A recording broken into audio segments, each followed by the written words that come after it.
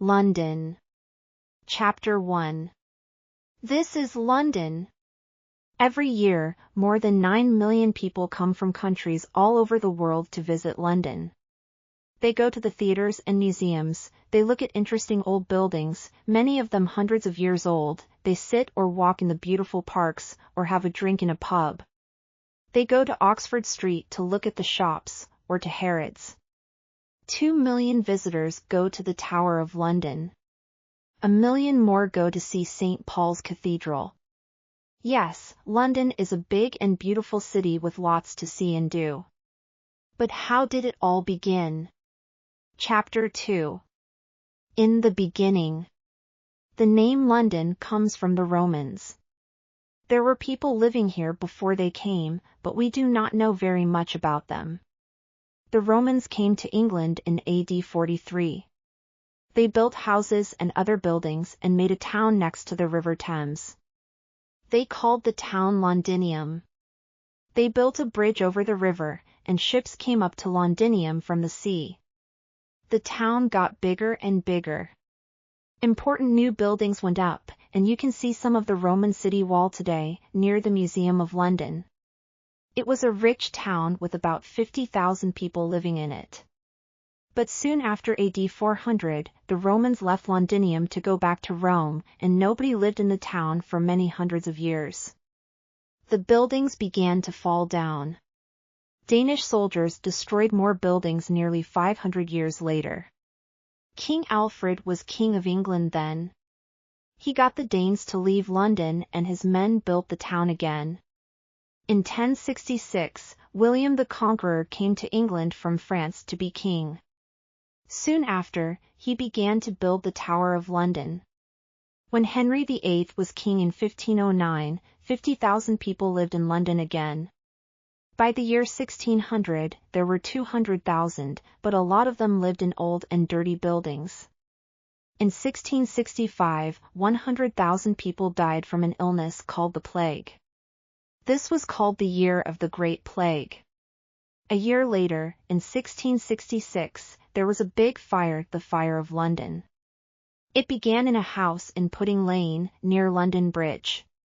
More than 250,000 Londoners lost their homes in the fire. It destroyed St. Paul's Cathedral and 88 other churches. But the fire also destroyed most of the worst old buildings, and the new houses that went up after this were better for people to live in. A new St. Paul's Cathedral was built between 1675 and 1711. By 1881, more than 3 million people lived in London. Today, more than 6 million people live here. There were 8 million in the 1960s, but in the 1970s and 1980s, people moved out of the center of London. Chapter 3. Visiting the city. A quick and easy way to get to different places in the city is to use an underground train. The trains run all day and most of the night. Buy your ticket before you get on the train. It's better not to make your journey between 8 o'clock and 10 o'clock in the morning, or 4 o'clock and 6 o'clock in the evening. These are called the rush hours. Thousands of people are going to work or coming home again then, and it is difficult to move or to find a place to sit on the train.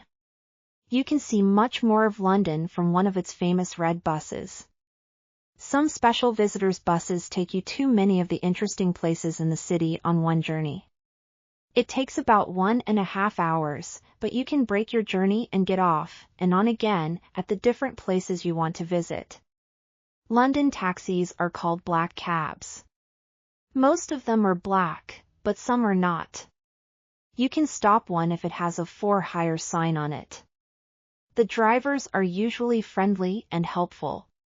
Why not take a boat trip along the River Thames?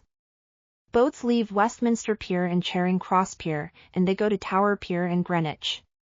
Between April and October, you can take a longer boat trip to Hampton Court, about 4 hours, a beautiful park. Chapter 4. Some places to go. The Queen has her London home at Buckingham Palace. It is at the end of the Mall, a long road that begins at Trafalgar Square. At 11:30 most mornings, the soldiers at Buckingham Palace change the guard. It takes about 30 minutes, and hundreds of visitors come to watch. And in August and September, you can usually visit some of the rooms in the palace. But there are always lots of people coming to see them, so be ready to wait. You can also visit the Royal Mews at the palace. This is the home of the Queen's horses and coaches. The Queen's Gallery is also at the palace, and you can visit it at most times of the year. Here you can see pictures from all over the world. The Tower of London is now a museum and one of London's most famous buildings. More than 2 million people visit it every year. Yeoman warders, also called beefeaters, tell them all about the tower. You can see the crown jewels, and visit the Bloody Tower and the White Tower. Or take a walk round the wall and perhaps see one of the tower's famous black birds, the ravens. Tower Bridge is near the Tower of London. It is one of the most famous bridges in the city and first opened in 1894. St. Paul's Cathedral is not far away, on Ludgate Hill. It was built by Sir Christopher Wren after the Fire of London. Wren built more than 50 London churches. Visitors can go up to the Golden Gallery to look across London. Chapter 5. Westminster. Westminster Abbey is more than 900 years old and is a very famous London church. After William the Conqueror, every king and queen of England was crowned king or queen here. The Houses of Parliament are near Westminster Abbey. This is the home of the British government. The clock high up on the building is called Big Ben. The Prime Minister, the head of the British government, lives at 10 Downing Street. Walk along Parliament Street to Whitehall, past the government buildings, and you can see the little street on your left. Parks and gardens. When you are tired of looking at buildings, you can sit or walk in one of London's beautiful parks. Hyde Park has a lake in the middle called the Serpentine, and you can take a boat out on the water. It is a good place to get away from the crowds and the noise of the city. You can listen to the speakers at Speaker's Corner near Marble Arch. People from all over the world come and speak here. You can ask a speaker some difficult questions if you like. Or you can stand on a box and speak to some of the listeners. Kensington Gardens is next to Hyde Park. Here you can see the statue of Peter Pan, the famous boy in the children's story, Peter Pan, by J.M. Barrie. Regent's Park is the home of London Zoo. The zoo has thousands of birds and animals from all over the world. There is also a theater in the park. On a summer's evening, you can sit out under the night sky and watch a play by William Shakespeare, England's most famous writer. St. James Park is next to the mall. It is smaller, but many people think it is more beautiful. Chapter 6. Shops. The most famous shop in London, some people say the most famous in the world, is Harrods, in Knightsbridge. It opened in 1849. Oxford Street has many big shops: Selfridges, Marks & Spencer, John Lewis, Debenhams. There are always lots of people looking at the shops here, but at Christmas thousands more people come to see the wonderful Christmas lights and to buy things for their friends and family for Christmas. Charing Cross Road is famous for its bookshops. There are lots of them, and they sell old and new books. One of the oldest and most famous is Foyle's. It has thousands of books, but it can sometimes be very difficult to find the book you want. Covent Garden was once a big food market, but now it has lots of small shops and cafes, and there are art street performers to watch. There are two very famous markets in London. Petticoat Lane Market, open on Sundays, is in Middlesex Street and is a good place to buy cheap clothes and things for the home. At the market in Portobello Road, open on Saturdays, you can buy old clocks, old chairs and tables, and hundreds of other things. You can find food from nearly every country in the world in London. In Soho, in the West End of London, you can eat food from Italy, India, China, Japan, Greece, and lots more places. There are also thousands of pubs in the city. In many pubs, you can chat as well as drink. Or why not have some English fish and chips? They are cheap and good to eat. Or you can have tea at the Ritz in Piccadilly, or at the Savoy Hotel in the Strand. Chapter 7. Going out. Theatres and music. London's West End has some of the best theatres in the world, so tickets can be expensive. Go in the afternoon, it is often cheaper. There is something for everybody, from a play by the Royal Shakespeare Company at the Barbican Theatre to Agatha Christie's The Mousetrap. This play began in 1952 and thousands of visitors see it every year. There are lots of cinemas to visit. The most expensive are in the West End, but you can sometimes get cheap tickets on Mondays. You can hear wonderful music and singing from all over the world at the Royal Opera House in Covent Garden, the Royal Albert Hall in Kensington Gore, the London Coliseum in St. Martin's Lane, and the Barbican Centre, Silk Street. For ballet, go to the Sadler's Wells Theatre in Rosebery Avenue, or to the Royal Opera House. To get cheap tickets, buy them an hour or two before it begins. Do you like to listen to jazz musicians? You can hear some of the best at Ronnie Scott's Club in Frith Street, or at the Bull's Head, Barnes at Barnes Bridge, or at 100 Club at 100 Oxford Street. Sport. Some of the most famous English football clubs are in London. You can see Arsenal play at Arsenal Stadium, Avenel Road, N5.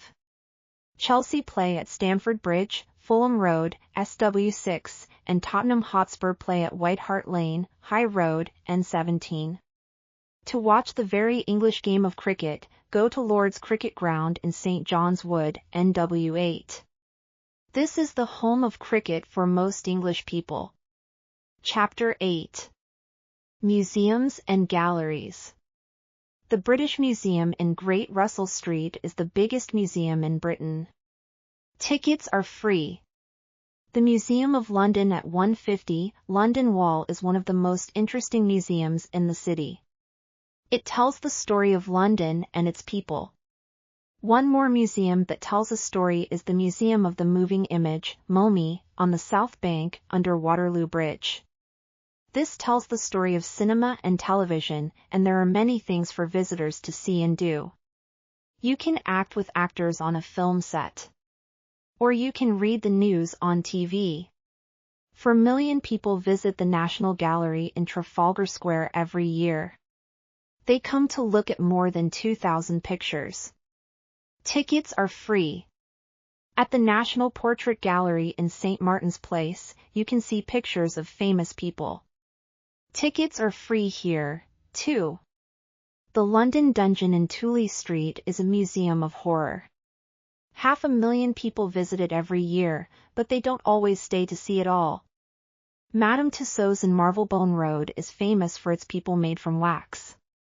You can see famous people from the past and famous people of today: Abraham Lincoln, Mahatma Gandhi, Nelson Mandela, Pavarotti, Marilyn Monroe, Charlie Chaplin, Sylvester Stallone.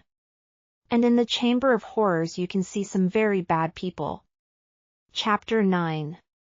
Places and parades. The city. Londoners often talk about the city. They are talking about the oldest part of London, the home of the Bank of England, and many other big offices. About 5,000 people live in the city, and at weekends, it feels empty. But between Monday and Friday, nearly 500,000 people come here to work in the banks and offices. Look for the city men with their dark suits and umbrellas. St. Paul's Cathedral is in the middle of the city, and the Bank of England has an interesting museum that you can visit. Also in the city is a very tall building 60.6 meters high called the Monument. Christopher Wren built this, too, and it stands on the place where the Fire of London began in 1666. Some interesting and exciting days. Every year on a Saturday morning in June, Foot Guards and Horse Guards have a parade for the Queen. This is called Trooping the Colour. The colour is the flag that the soldiers carry. Thousands of people stand in the mall to see the Queen and the soldiers go past. The exciting Netting Hill Carnival is on the last Sunday and Monday in August. There are 2 wonderful parades to watch, one on Sunday and one on Monday, and you can see them going through the streets near Portobello Road and Ladbroke Grove. On the second Saturday in November, Londoners can see their new Lord Mayor in the Lord Mayor's Show, a parade from Mansion House, the Lord Mayor's home, to the Strand. The Lord Mayor is the most important person in the city after the Queen. The first Mayor of London was Henry Fitzaylwin in 1189. They were not called Lord Mayors until the time of King Henry VIII. Big red buses. London policemen. Buckingham Palace. Speaker's Corner. Big Ben. Netting Hill Carnival. These are some of the things you can find in London. But there are many, many more. Come and see. Hope you have enjoyed the story. Subscribe to find more fascinating and exciting stories.